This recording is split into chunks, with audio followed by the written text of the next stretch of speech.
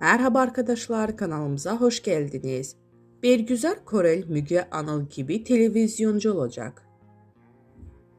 Gazeteci Birsel Altuntaş'ın haberine göre Bergüzar Korel daha önce ertelenen Kanlı Yayın adlı dizi ile kamera karşısına geçiyor.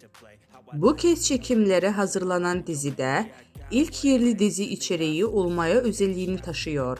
Proje tasarımını Selim İkuroğlu'nun yaptığı dizinin senaryosunu Hilal Yıldız ve Nazlı Sumlu Kaçan yazıyor. Dizide Korel, Neslihan Turhan adlı Müge Anlı gibi ekranlarda cinayet olaylarının aydınlığa kavuşturan ünlü bir televizyoncuya hayat verecek. Bizden bu kadar arkadaşlar. Videoların devamını gelmesini istiyorsanız kanalımıza abone olmayı unutmayalım. Hoşça kalın.